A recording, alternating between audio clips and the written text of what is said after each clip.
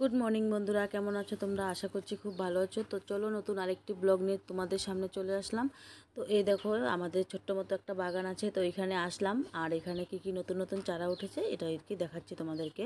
তো এখানে গাঁদা ফুলের চারা উঠেছে, তারপরে মিষ্টি কুমড়ো চারা উঠেছে, তারপরে আমার মেয়ে চলে আসছে ফুল টোকাতে। মানে আমাদের এই যে বাগানটাতে একটা ফুল গাছ আছে, লাল ফুল, আর এখানে আমাদের বাড়ির সামনে একটা সাদা সাদা ফুলের গাছ আছে, তো এখান থেকেও মেয়ে তুলে নিচ্ছে ফুল।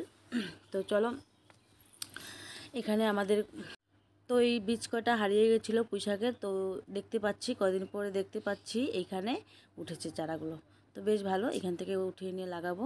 তো কথায় আছে যে কষ্টের ধন নাকি হারায় না, সেই জন্য আমি পেয়ে গেছি চারাগুলো। তো চারাগুলো নিয়ে যাব, কারণ এই চারাগুলো আমি অনেক দূর থেকে নিয়ে আসছিলাম, নবদ্বীপ থেকে, কারণ ওই কাকা শ্বশুর বাড়ি থেকে নিয়ে আসছিলাম, সেই জন্য। তো যাই হোক, তো এই দিকে দেখো সকালবেলা খাওয়া রেডি করছি। সকালবেলা এই ডিম সিদ্ধ আর ম্যাগি বানিয়ে দিব, সেই জন্য।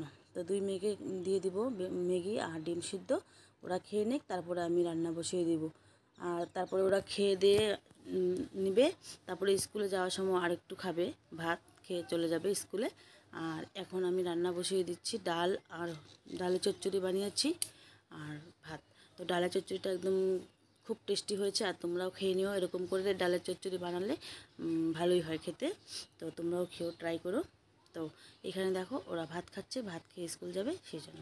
এখানে ডালের চচ্চড়িটাও হয়ে গেছে প্রায়, এই যে দেখো খুব সুন্দর হয়েছে, খেতেও খুব সুন্দর হয়েছে। তারপরে আমি চলে গেলাম, কাপড় ধুয়ে মিলতে চলে আসলাম। তো মাঠের মধ্যে এখানে আড়াতেই মেলে দিব কাপড়গুলো, মেলে দিয়ে বাড়িতে যেয়ে রেডি হয়ে একটু যাব বিয়ে বাড়িতে।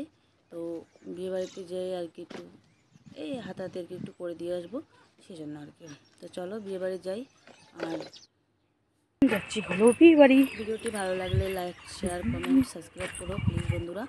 তো আশা করছি ভালো লাগবে তোমাদের ভিডিওটা। সকাল থেকে রাত পর্যন্ত দেখিয়েছি। তো চলে আসলাম বিয়ে বাড়ি, আর এই বিয়ে বাড়িতে আর কি যে মাছগুলো ধুয়ে নিচ্ছে, আমি একটু হেল্প করলাম। আর এখানে যে মশলা বাটতে একটু হেল্প করলাম মিষ্টিতে। তো সেই জন্য তো ওইখানে বিয়েবাড়িতে যে মাছের তেল রান্না করছে, আর বিয়েবাড়িতে যে রান্না শুরু হয়ে গেছে, কারণ ছোট্ট মতো বিয়ে হচ্ছে সেজন্য।